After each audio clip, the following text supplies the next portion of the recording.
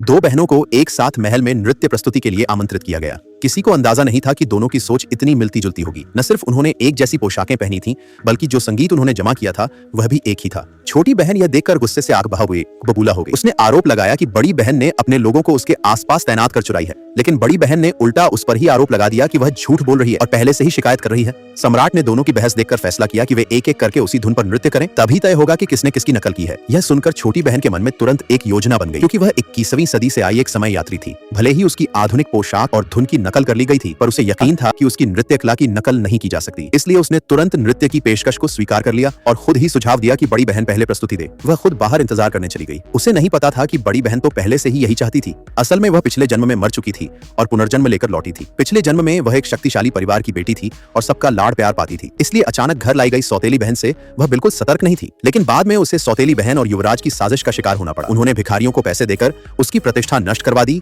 और वह अपनी सच्चाई साबित न कर सकी। मरने से पहले उसे पता चला कि युवराज को उसकी मां के परिवार की ताकत से डर था और वह नहीं चाहता था कि राजगद्दी के बाद उस पर उनका असर रहे। और सौतेली बहन, जो खुद को किस्मत की चुनी हुई मानती थी, वह भी किसी के अधीन रहना नहीं चाहती थी। इसलिए उसने युवराज से मिलकर एक ऐसी योजना बनाई जिससे लड़की की प्रतिष्ठा नष्ट हो जाए और उसकी मां का परिवार खत्म हो जाए। लेकिन ऊपर वाले ने लड़की को एक और मौका दिया। वह उस दिन पर लौट आई जब सौतेली बहन को पहली बार घर लाया गया था। इस बार उसने ठान लिया कि अब वह गलती नहीं दोहराएगी और ठोस योजना के साथ सबक सिखाएगी। वह दौड़ती हुई सामने वाले कक्ष में गई और जोर से चिल्लाकर मां को औषधि पीने से रोका। उसने बताया कि वह औषधि, जिसे सौतेली बहन ने अपनी श्रद्धा के तौर पर दिया था, असल में उसमें रंग गंध रहित जहर मिला हुआ था। लेकिन इस खुलासे पर भी सौतेली बहन तनिक भी चिंतित नहीं हुई, बल्कि उसे तो जैसे मजा आने वाला था, क्योंकि जिसने जाकर बताया था कि औषधि में जहर है, वो भी उसी ने भेजा था। उसने जानबूझकर औषधि में जहर मिलाया था, जो सिर्फ चांदी की सुई से जांच में पकड़ा जा सकता था। और जब चांदी की सुई से जांच होती तो लड़की जहर देने का दोषी मानते हुए तुरंत सजा दी जाती। लेकिन तभी लड़की ने अचानक सौतेली बहन के बालों में लगी चांदी की सुई निकाल ली और कहा कि अगर जांच में जहर न निकला तो वह सजा भुगतने को तैयार है, लेकिन अगर निकला तो सौतेली बहन को भी वही सजा भुगतनी होगी। सौतेली बहन को अपने जहर पर पूरा भरोसा था। उसने तुरंत हामी भर दी। लेकिन जैसे ही सुई औषधि में डाली गई,